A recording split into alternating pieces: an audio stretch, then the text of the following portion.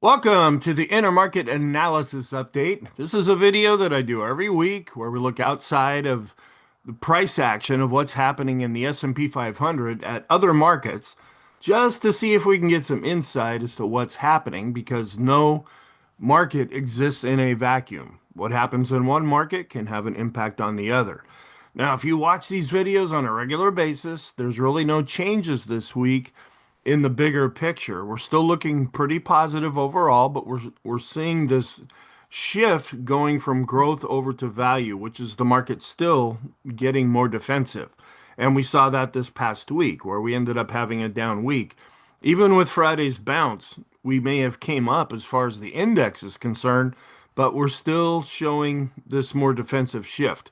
Now, in the upcoming week, it'll be holiday shortened because Thanksgiving is on Thursday. They'll close early on Friday. Monday and Tuesday might see pretty heavy volume, but then as we work our way probably into Wednesday, it's not uncommon to see volume really dropping off as people get a head start. And to a degree, it could last the whole week as well. But the market's been pretty active lately, and we've been above average with volume, so we'll see if that will continue.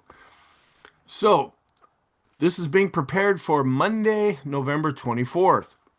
Now, I have a thing called the SPX investing program, and I've been explaining this because from now until the end of 2025, you can go to Substack. That's where I have everything.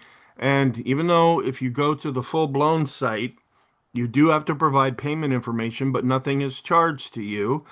And feel free to check things out. You get immediate access to the videos. There's additional videos that I post there. You could set up a time for us to talk back and forth if that might be of help to you. I'm an educator and I love to talk to people, so that can certainly happen if that's something that you would like to do.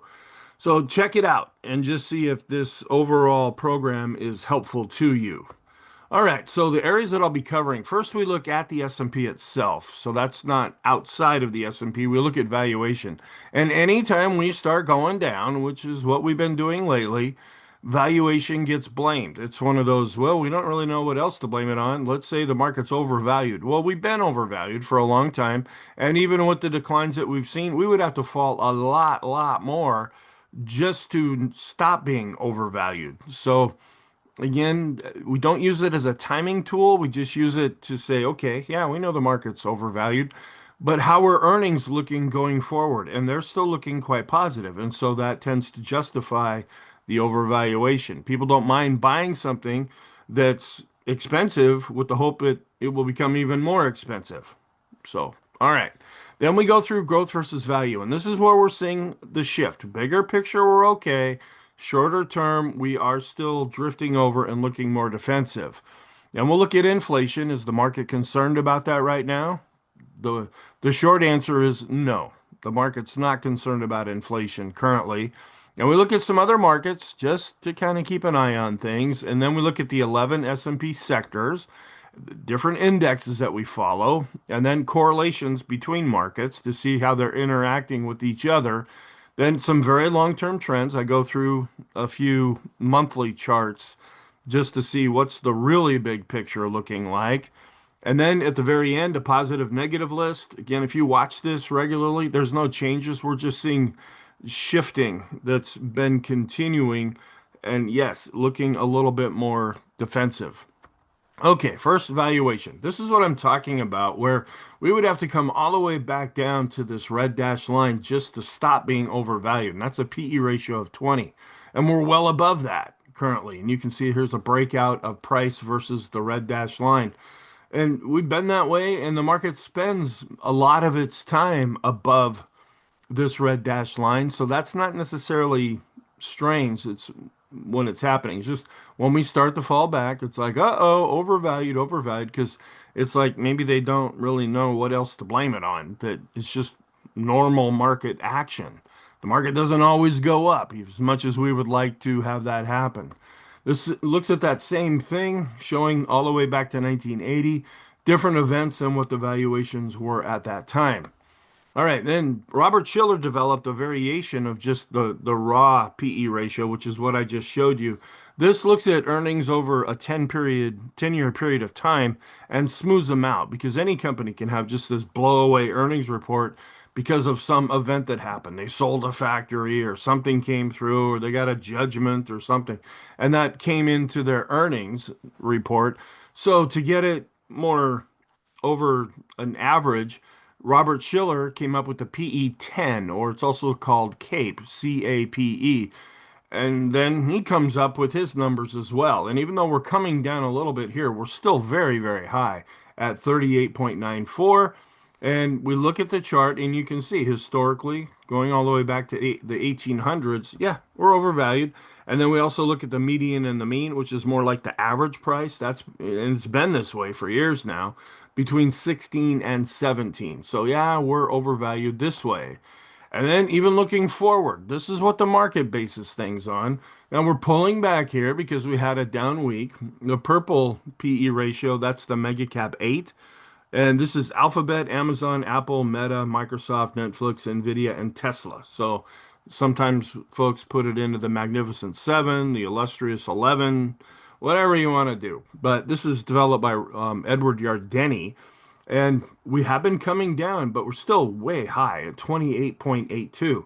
Again, we use that same 10, 15, 20 scale on this chart, and we are considered overvalued, but we've been overvalued, and we could fall a lot more and still be overvalued. And then even the S&P itself, that's the red line, dropping down a little bit here to 21.6, but still above that 20 level.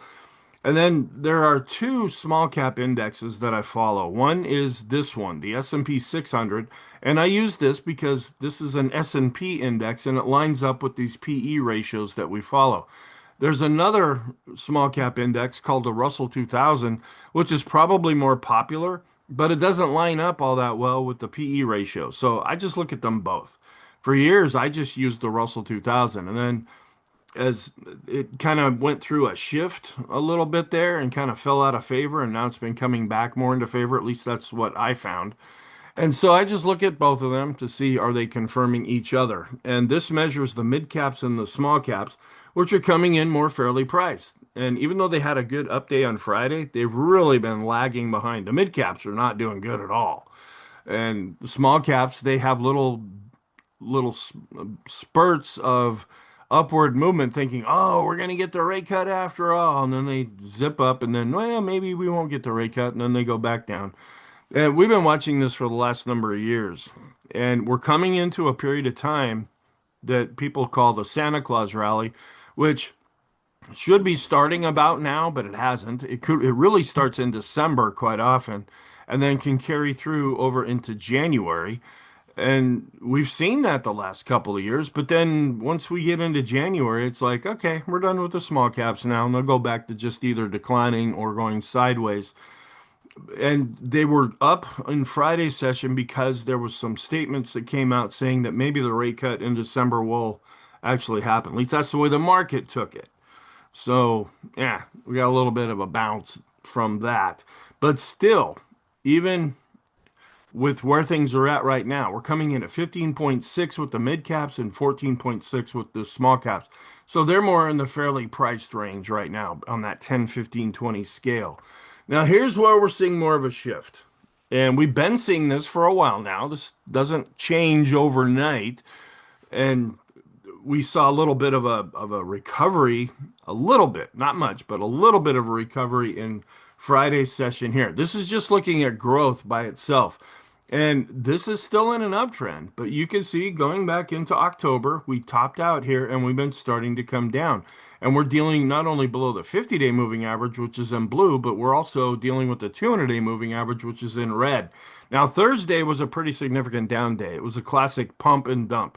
Nvidia came out with their earnings after the close on Wednesday. Everybody was happy, partying, going crazy. People were lining up to buy Nvidia right at the open on Thursday as quick as they could. We gapped higher, went up for a little bit, and then completely reversed and ended up having a pretty significant down day. Well, on that day, we actually dropped below the 200-day moving average with this growth index. Then we bounced back up a little bit above it in Friday's session. Then value, which has been holding up better here. We're actually dealing more with the 50-day moving average with the value index. That's more defensive. When growth is in favor, growth outperforms.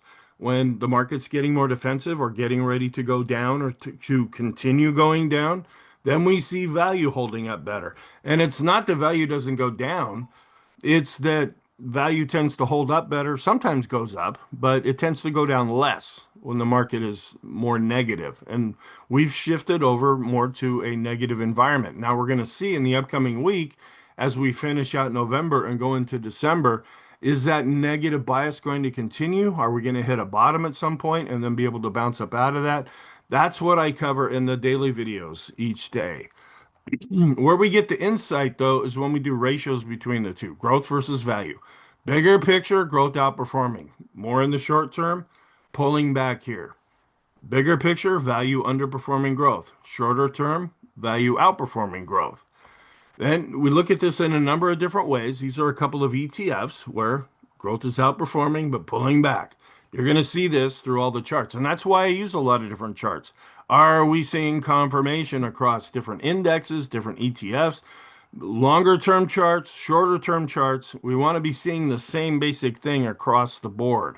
Then this shows how value in the bigger picture is underperforming growth, but bouncing back above the moving average with the ratio. And some indexes here. Longer term, growth outperforming, shorter term, growth underperforming. Longer term, value underperforming, shorter term, growth or value outperforming. This one is a growth of value. Now, this had been holding up, and I do show this in the daily video. And this we were holding out a little higher up into the rainbow here, but lately even this one's starting to see some more cracks, and it even declined in Friday's session, although we saw the bounce. And then value underperforming in the bigger picture, outperforming in the shorter term picture. Then we look at the small caps, which were looking really good. Not that the index did all that much, but now even the small cap growth of value is starting to drop down below its 50-day moving average. And this is just not looking very good here. We were holding up quite well over the summer. We had a big down couple of days there, about a week or so in August.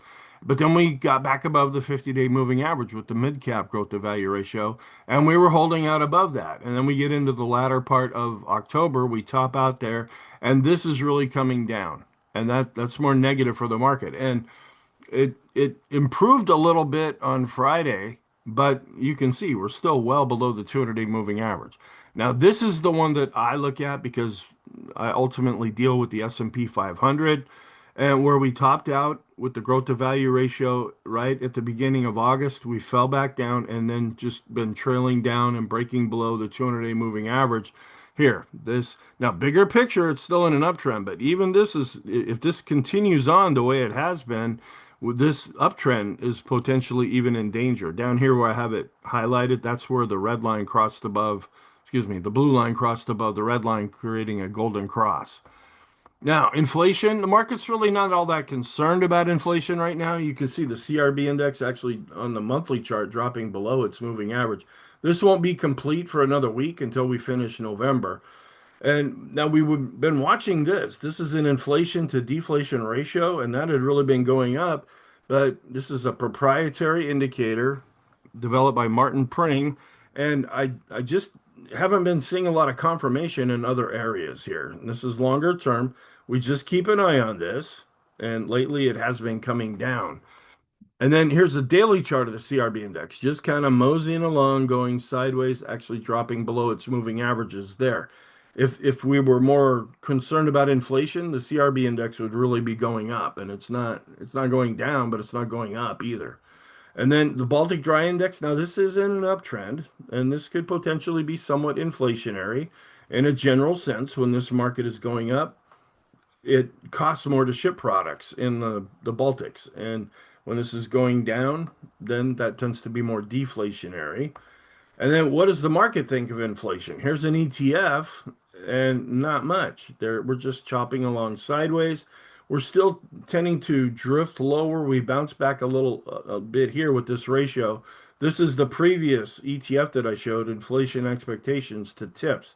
And we're not really seeing any conviction here, either up or kind of down, more or less. And that would mean that inflation expectations are tapering off. Then some other markets here is aluminum. We're coming back down to the 50-day moving average, but still in an uptrend there. And then corn is in a downtrend, but coming back up to its 200-day moving average. Wheat is also still in a longer term downtrend. And then we're kind of dropping and then going sideways a little bit here with the fertilizer index. So these aren't really skyrocketing up. And so that's not inflationary. Lumber is in a downtrend. It's coming back up to its 50-day moving average, but not showing a lot of conviction. Oil's been dropping down. We were in the low 60s. Now we're getting into the 57 range. So that's dropping.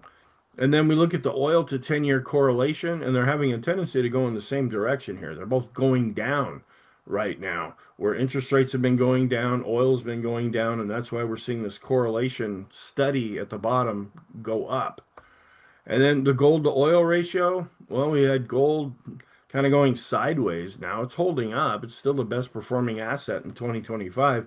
But then oil's been declining a little bit. So, but we're not seeing all that much of a change here with the ratio. And then gas, we are in a downtrend here, which is kind of nice if you're going to be driving anywhere for Thanksgiving. At least at the futures level, the gas price is declining here. And even though this is the spot price, that means the price right now. Well, wouldn't you like to really spend $1.88 for a gallon? And there's all the additional stuff that's thrown on top of that.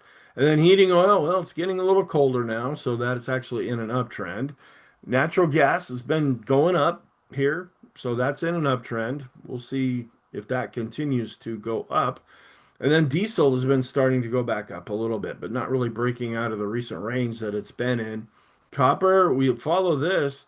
It can be inflationary if we're going up, but really we use this as how's the economy looking? In a general sense, when copper's in an uptrend, that bodes better for the economy, and it's still in an uptrend. And then here's gold, just kind of chopping along sideways, but still well above its 50-day moving average. Silver also above its 50-day moving average. The copper to gold ratio is actually going down here. That means copper's been underperforming gold. Even though copper's in an uptrend, gold's been up in an even stronger uptrend, and so that's why this ratio is declining. Longer term, also showing the copper to gold ratio going down, plotted to give it a little bit more context, where we're seeing a general decline here with the 2-year yield and the 10-year yield. And then we do a gold to silver ratio, which has been declining here. When this is going down, that means gold is underperforming. And then we look at the US dollar index. But for the last little bit of time here, this has been neutral. Maybe we're seeing a general shift in the market. When we are right around the midpoint, a little bit above, a little bit below, that's the neutral area. So they're not really showing a tight correlation right now. Then this is the daily chart of the US dollar index, where we're still in a downtrend. We climbed above the 100 level. Now, on the weekly chart, we are in an uptrend, which is strange because you'd think the daily chart would turn positive before the weekly chart. But these moving averages were a lot further apart on the daily chart than they have been on the weekly chart. But if this continues to go up, that could put some pressure on stocks. And then we look at the euro coming down recently as the dollar's been going back up, and the Japanese yen, which is in a downtrend to the dollar, and then the euro's been going down as the dollar's been seeing a bit of a bounce. Then I break these out. You can see we're below the 50-day moving average with the euro to dollar chart here. We're still above the 200-day moving average, and the euro is still in an uptrend compared to the dollar, where the Japanese yen is in a downtrend to the US dollar, and the British pound getting really close to a death cross here. So we've already seen it in the Japanese yen. We're seeing some weakness, but we're still in an uptrend with the euro, where here, if we stay underneath both of these moving averages, we could see a death cross here with the British pound, and that could be strength for the dollar, which could put some pressure on stocks like a weaker dollar. Then some different indexes. I did bring this up in the daily video. In Friday's session, we saw the equal weight version of the S&P actually outperform the weighted version. And we track this here. And just to see, okay, when the weighted version is outperforming, that can mean broader participation. It can also mean that the market's getting more defensive because the S&P is a balance between growth, which really drives the index, and value inside of the index. And so everything's been under pressure here, but then we saw a pretty significant bounce up in Friday's session.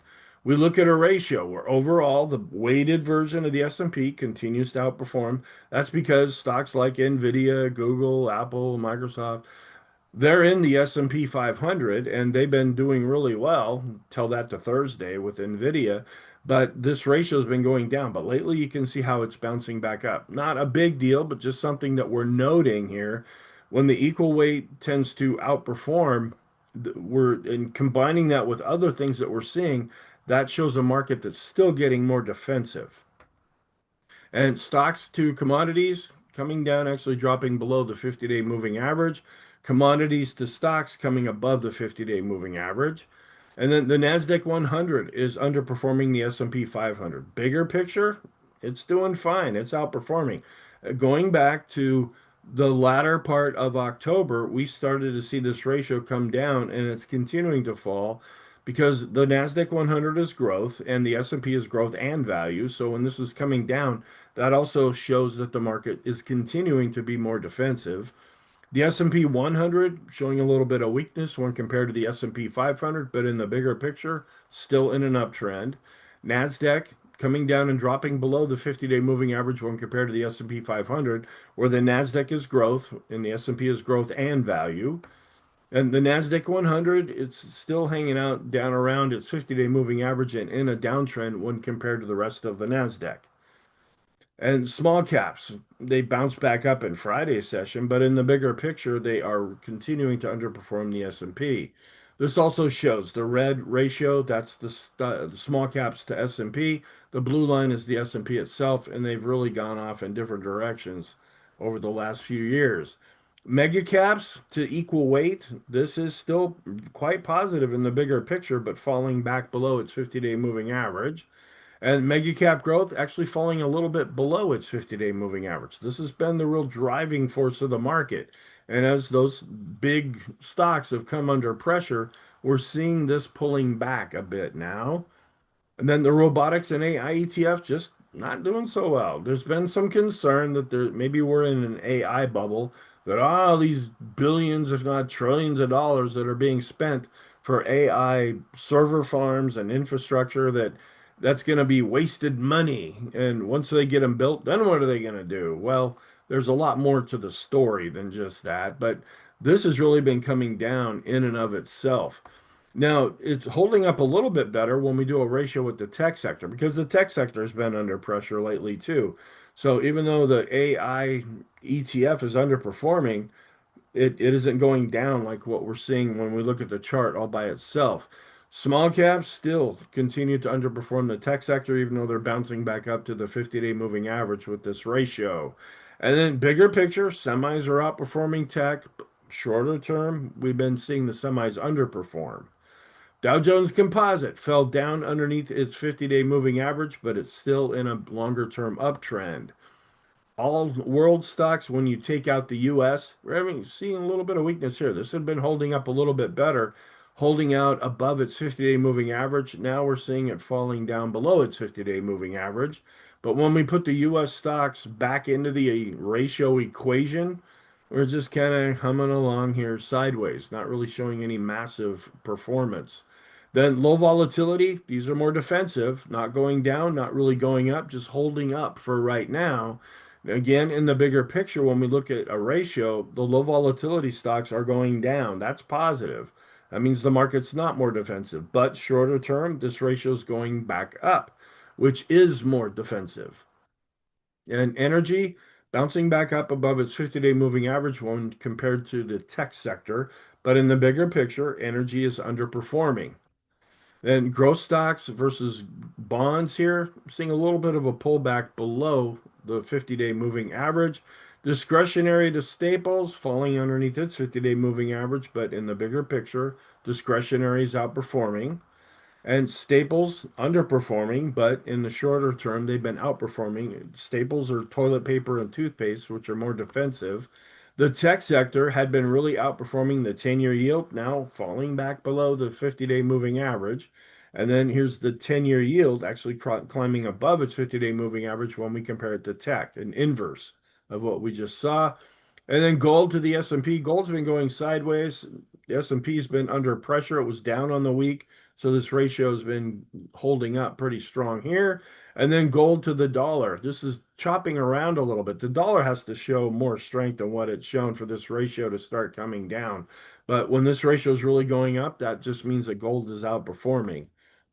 Then we look at the advanced decline line studies, and we did improve on Friday. We were up almost 1% with the S&P, and we bounced up with the advanced decline lines, but notice that all of them for the different indexes, they're still below these moving averages. So it was an improvement, but it didn't shift things over to positive. We have to see more follow through for this to change. Then the Dow and transport ratio, this is continuing to go down as the transports have actually been holding up a little bit better. And then here are the transports where they came back, hit this previous high here, that topped out, fell back down, bouncing back up just a little bit recently. And then the transports to S&P ratio overall underperforming, showing a little bit of a bounce more recently. And the correlation between the S&P and the Dow Jones transports, that still is back to being pretty strong again. The FANG index, these are the really big stocks that really drive the market, still below its 50-day moving average, but in the bigger picture, it is in an uptrend.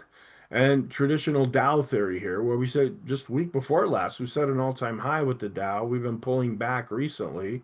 The transport's seeing a little bit of bounce here. And then the utilities, which set a high back here in October, they've been pulling back and kind of going sideways, showing a little bit of weakness recently as well.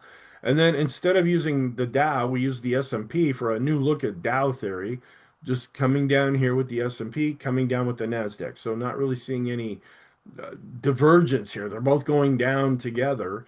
And we break this down a little bit more. We use the equal weight version of the S&P, which actually had a good day on Friday, and but coming off of higher levels, where the equal weight version of the Qs, this is actually going down a little bit more.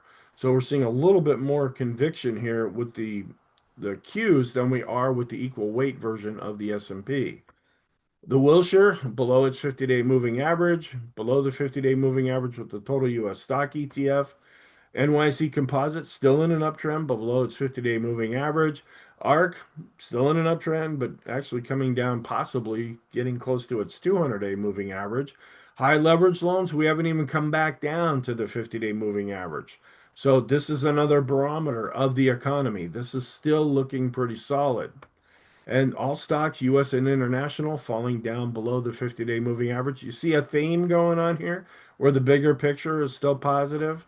Then emerging markets falling underneath their 50-day moving average, but in an uptrend.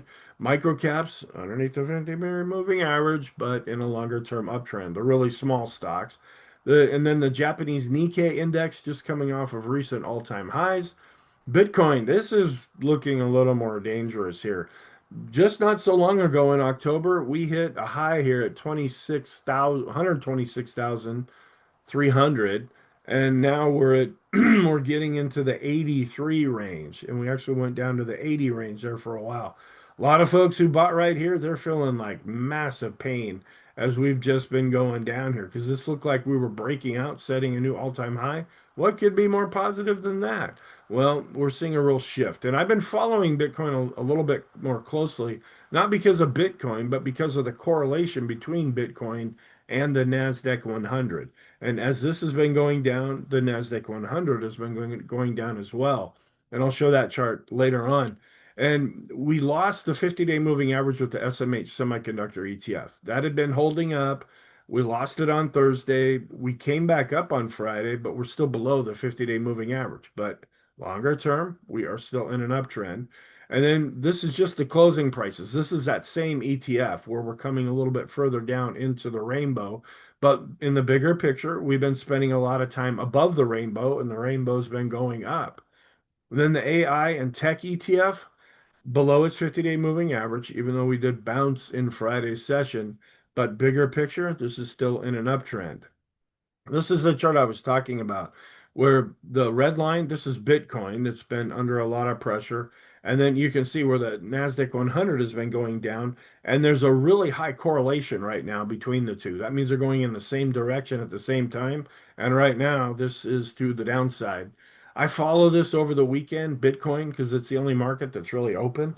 And it's bouncing up a little bit. So we'll see if we get some positive action by the time we come around to Monday's open.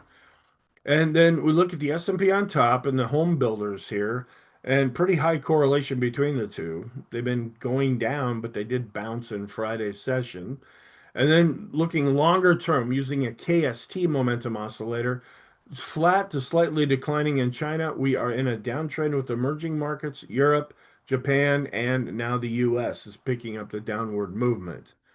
Then a monthly chart of the US to world stocks here, still above an advancing moving average in the bigger picture, but not doing so hot in 2025. We're flattening here with the PPO. This is a long-term momentum oscillator since this is a monthly chart, but we're above the midpoint, but we've been kind of slowing down as of late. And then bonds with the 10-year based on price, we're still well above the 50-day moving average. Total bond ETF dropped a little bit below its 50-day moving average, but it's still in an uptrend. And then bonds are coming back above the moving average here when we look at a daily chart of the bond to stock ratio. But in the bigger picture, stocks are still outperforming. That's what we see when this ratio is going down. And then the Pring World Bond Index just kind of it's been pulling back here, but it's still in an uptrend. A monthly chart. This won't be official until the end of November, rolling over a bit with the stock to bond ratio, but we're still above an advancing moving average. And then junk bonds, again, these are what people get into because they're willing to assume the risk, even though because they're be getting a higher yield. Well, we've been flattening out here a little bit. There's a pretty high correlation between junk bonds and the S&P 500, and this has been a bit under pressure lately, but still in a longer term uptrend. Corporate bonds falling back below its 50-day moving average, but still in a longer term uptrend. And the stock to bond correlation, they had been going in the same basic direction. We're starting to see that wear off and getting really close to this neutral area right now. We're seeing if a shift is starting to happen. And then investment grade bonds, they're more conservative, also recently under its 50-day moving average. Junk bonds just kind of going sideways here, like we were just talking about. And then we're actually seeing a death cross here with the junk bond to government bond ratio. So we haven't seen that in a while. We have seen some weakness only to see junk bonds come back and start outperforming again. We'll see if that continues or if we see a continuation of the drop off here with this ratio. Riskier bonds, they're underperforming when we compare it to more conservative bonds, but we've spent a lot of the last number of months, 2025, inside of this rainbow, enough for the lines to get all jumbled here. So we're not really seeing a lot of conviction. And then just seeing the higher range now that's being established with the 10-year yield and daily chart where we were declining with the across the board here, then we were starting to go back up. Now we've seen a recent decline here with this chart, and we're still going up with the Japanese 10-year yield here, but that doesn't seem to be causing that big a problem here. Just want to keep an eye on international rates. And all of these are the 10-year bond. That's the benchmark for all the different countries. Because for a while back in the late 90s, the US didn't have a 30-year bond. And so we kind of settled upon the 10-year bond. And then we look at the volatility of bonds, which has been coming down, but it had been going up more. This is just measuring the volatility. Well, we're seeing a real pickup in stock volatility as measured by the VIX, but the correlation down here is actually declining a little bit. Have stocks have been more volatile than bonds as of late. And then we look at some stock to bond ratios, but I start off here with a bond to stock ratio. Longer term, bonds underperforming. Shorter term, bonds have been outperforming. And then the S&P 500 to 1 to 3 year bonds, bigger picture going up, shorter term coming down. That's a market getting more defensive. And you're going to see a lot of that same thing. S&P 1500 to short-term bonds coming back down into the rainbow. Now, what we're watching for is this going to continue? Are we going to bottom somewhere in here, turn, and then start to go back up? As this continues to go down, with this chart and other charts that we're seeing the same thing, that's the market becoming more and more and more defensive. So far, it hasn't changed the bigger picture scope. We watch this to see, because if this continues to drop, that could change the bigger picture scope, but it hasn't, at least for right now. And I have to cough again. Then broad market measure to 3 to 7 year bonds, also pulling back into the rainbow. The tech sector to 3 to 7 year bonds coming into the rainbow. And then we look at the stocks versus the 10-year yield. Stocks have been outperforming, but falling back below its 50-day moving average. A monthly chart of the long-term bond pretty much going sideways right now, but crossing back above its moving average. And we're starting to turn back up when we look at the long-term bond to commodity ratio here. That means the long-term bond, the 30-year bond based on price is outperforming commodities, and that's not necessarily inflationary. Okay, then we look at the sectors where we're still dealing with the 200-day moving average with materials. This is in an uptrend, but it's been getting hit pretty hard. We came up to the 50-day, dropped down below the 200-day. Now the 200-day is acting, at least in the short term, as overhead resistance. But when we compare it to the S&P, underperforming, but bouncing back up once we started to get into November.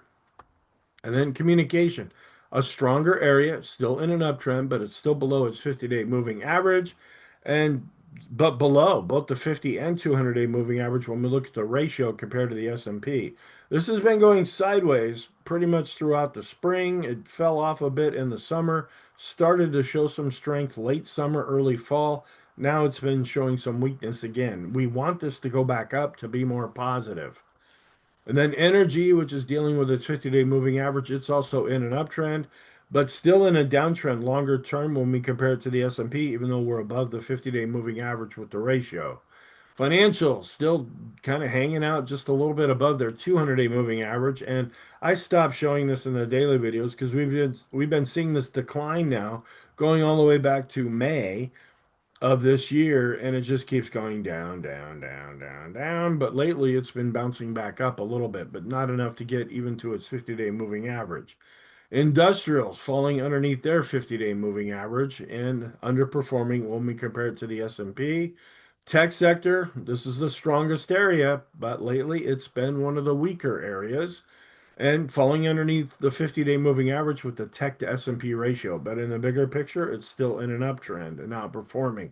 Staples, they were seeing some weakness. Now they're starting to bounce back up, but they are in a downtrend by themselves and underperforming. And this is toilet paper and toothpaste, more defensive things. They are coming back up above their 50-day moving average with the ratio with the S&P.